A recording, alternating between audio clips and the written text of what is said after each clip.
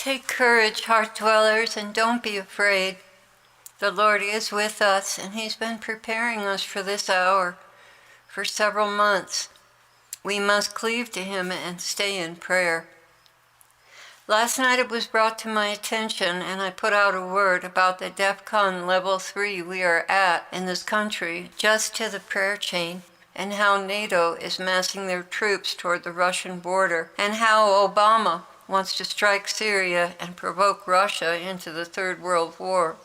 One of our prayer warriors is a retired upper-level officer in the armed forces and understands all these posturings. And I'm going to share with you what he had to say here in a moment. Afterwards, I'll have a word from another core group member from the Lord, and later I will be listening for the Lord's message to us, and we'll get it to you. So here is what this retired officer had to say. I have some NATO experience. NATO is a paper tiger, except for the USA, Germany, and Britain. It's not as strong a coalition as people think. They're doing a lot of saber rattling. The Europeans depend upon Soviet oil and natural gas. They all depend on USA Army and Air Force. Russia is very threatened by tactical nukes and missile defense in Eastern Europe. There is the yearly big game of chicken going on right now. Poland, in the middle, is a mud pit until June, so ground war is now feasible until early November. The window to start is shrinking. NATO is weak militarily, so they can only protect themselves with nukes. France is not really a part of NATO and will launch nukes once the Rhine River is crossed. If there's going to be a big invasion, it must occur on or before the 4th of July, or weather could be a serious factor against Russia. If Russia attacks, they will win because of how weak we are, caused by Obama. And then he cites Daniel 7:6 and states that he believes that Obama is a leopard. He goes on to say tactical nukes are small like the Hiroshima bomb. The big ones require a Hiroshima bomb as a detonator. Obama may use Syria to provoke Putin into World War III. If there's a war, Obama can declare martial law and keep his job. And on that note, I'm a little sketchy in my own understanding only because I believe that he's going to possibly be the Mahdi or the new world leader, but he's definitely the Antichrist, and that is a world position. So it makes sense to me that he would totally devastate and ruin this country and then move into a position of ruling the world. So moving on. ISIS is the terrible army that Nathan talked about in his prophecies. That's the Israeli young man that had a near-death experience. Israel is their ultimate target because they hate God and love the beast. The Daniel 9 war comes before the Ezekiel 38 war. Israel will be conquered. Babylon is fallen is mentioned 2 times. And then he has in parentheses 4 Babylons. They are and will fall in this order: Europe, USA, Russia, then China. After they all fall, the reign of the beast. Evil hates good more than I can describe, and many good will be raptured, others martyred, and some will survive in the remnant. A lot of our Catholic brothers and sisters will be the remnant, by the way, guys. Defense condition, DEFCON, is a scale that tells our forces the rules of engagement. The next step is fire if fired upon. We are 100% alert. It's like war without bullets flying. The last step allows us to fire first. This could end in a de-escalating stand-down or all-out war. It may last a while, too. I expect to change one way or another by early July because of the weather in Russia, China, and Eastern Europe. The North Korean leader is a pity. He may try and get World War III moving. China will execute him, or World War III will begin with a limited but fatal strike you have mentioned in your conversations with our blessed Lord. That would be the Dome of the Rock. Until shots are fired, this can back down, but some jerk could get it going quickly. I'm going to keep praying and trusting in Jesus. The worst thing that will happen, I will be in heaven with my loved ones and my special heart dwellers family. And that's not so bad. And that's the end of what he shared with me, and he's going to keep us updated.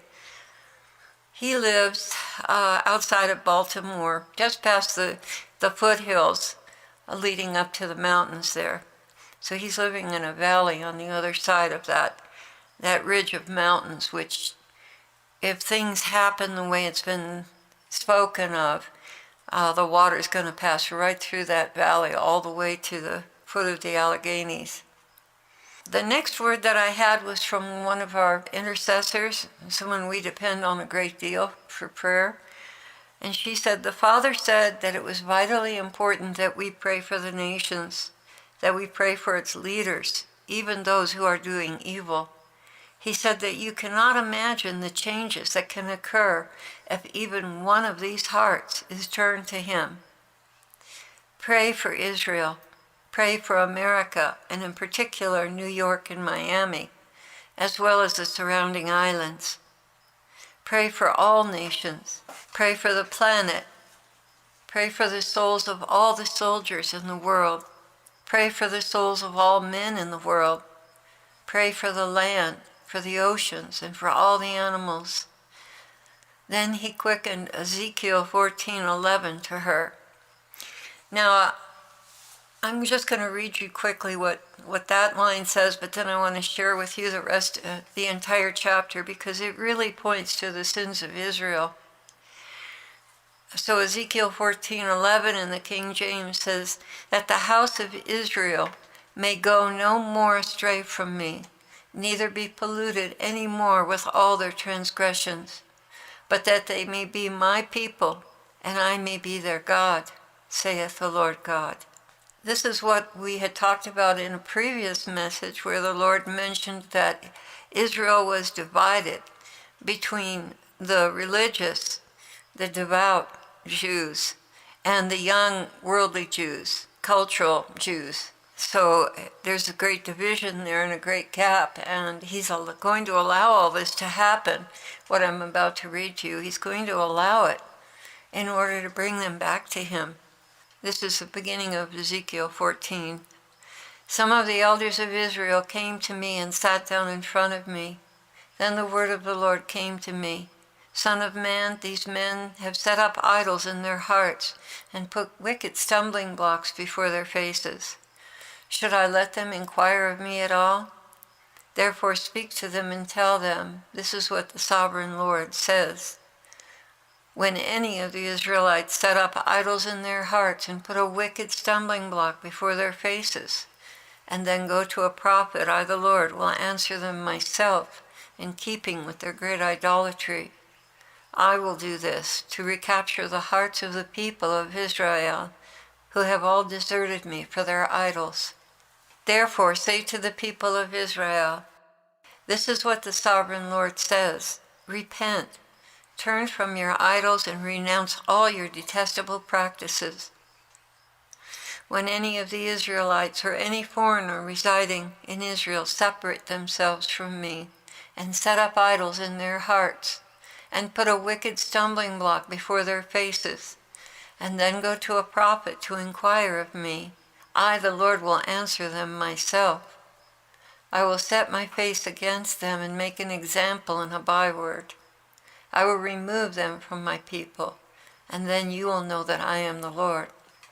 By the way, this is not the King James Version. I think it's the NIV. I'm going to skip down a little bit to Jerusalem's judgment is unescapable. That's the title for this, starting at Ezekiel 12.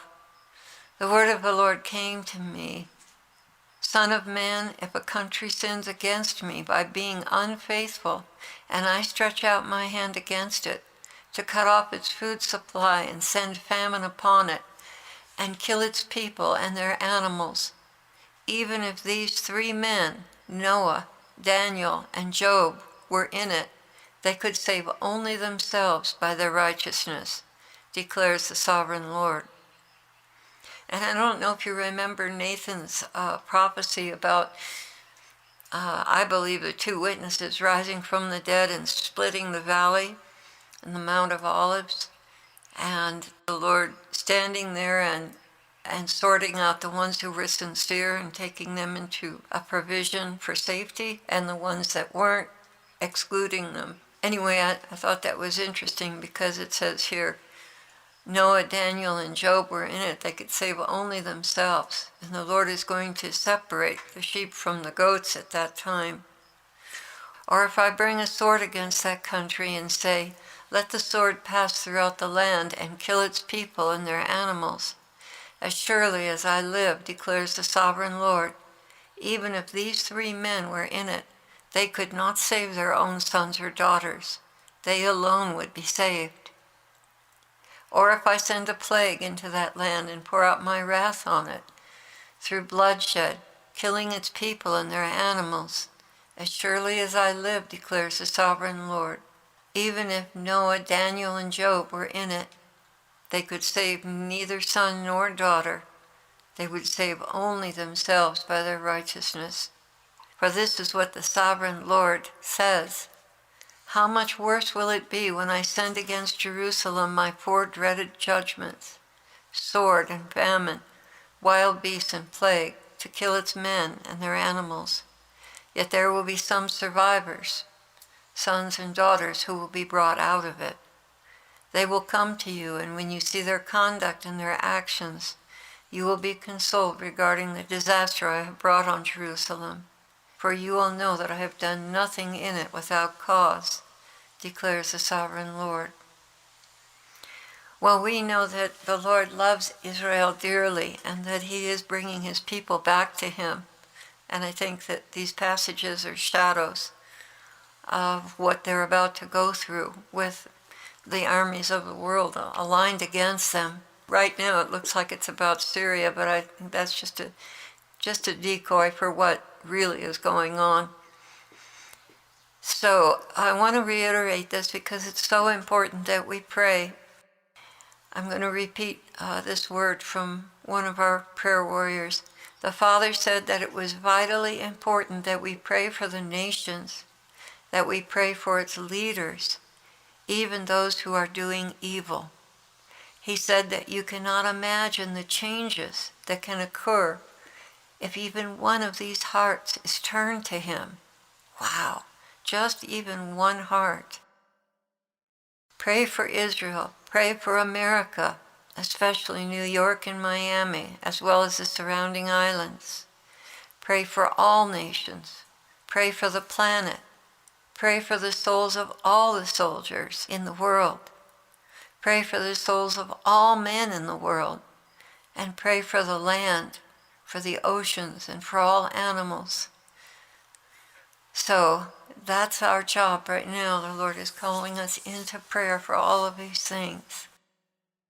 May his peace sustain you and his courage, knowing that he is with us and we can rest in him. The Lord bless you, heart dwellers.